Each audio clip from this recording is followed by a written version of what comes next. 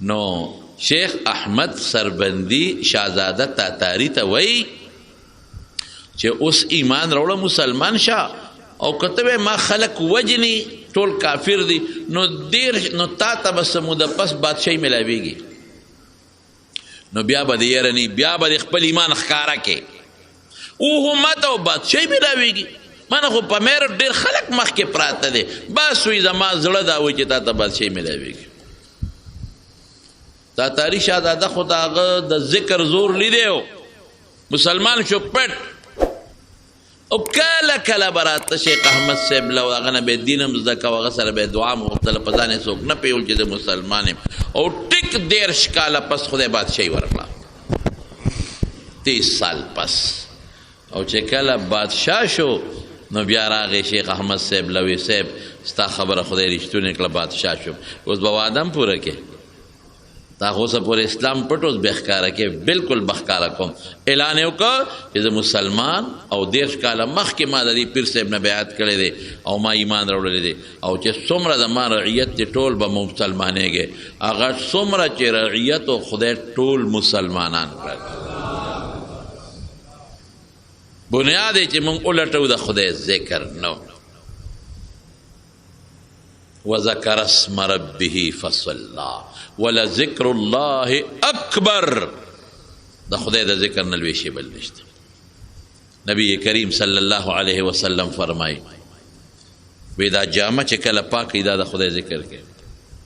چې خیره نشي د خدای ذکر پریدي ولاړې اوبه روانې اوبه د خدای ذکر کوي او چې کله دا ودرېږي د خدای ذکر پریدي نو بیا خاشي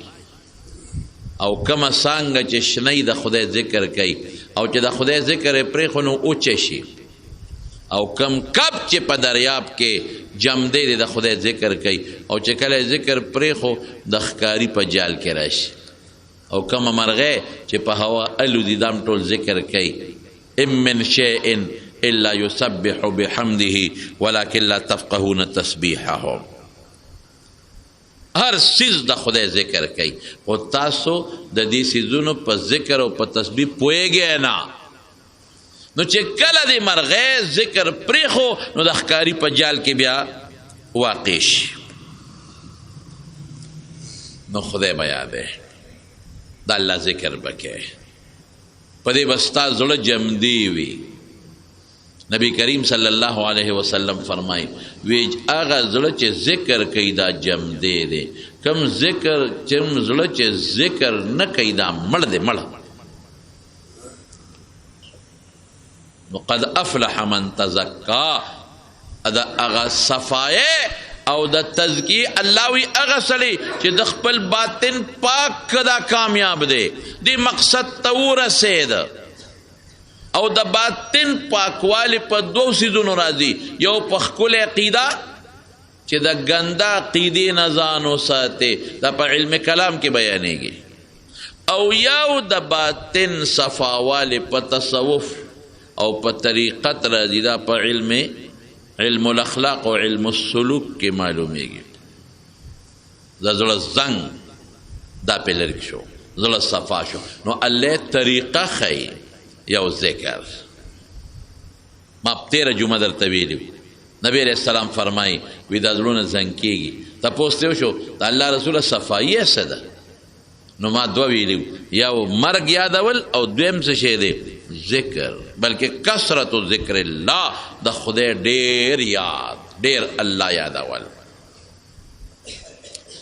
او دویم څه شی دی منځ فصله ذکر اسم ربه بانگے ہوئے ذکر اسم ربه اقامت مشو ذکر اسم ربه چی پمانز ادرد نیت مکاللہ استاد پارا ذکر اسم ربه بی اللہ سچت کوئے اللہ اکبر فصلا نو دا خدا عبادت اکلا مندگی اکلا بیا پمونز خدا دیر زیاد خوشحالی منز اغا عبادت تے چه اللہ پاک پا منز باندے دیر زیاد خوشحالی نبی کریم صلی اللہ علیہ وسلم عادت سو گورا دا پریشانو یا علاج ذکر شو دویم منز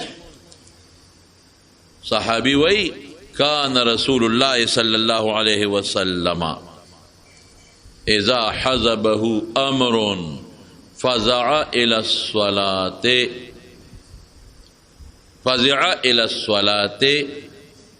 وی چې کله یا فزع الى الصلاة چې کله به نبی علیہ السلام د یو څیز د وجې نه غمجن شو او تکلیف په پراغه په مانځه به ودرېد فورا به مانځه ته ودرېد او د رسول الله مبارک غم به پسو هم درته وویم په مال غمجن شوی نه دی چېرته د بچو د وجې نه ټینشن او غم کې نه دی پروت نه د نوسو نه نوسه وفات شو زوی وفات شو سوی ان لله ما اخذ وله ما اعطى چې سراک لم د خدای دی چې واغشت لم د خدای دی په دې غم نه دی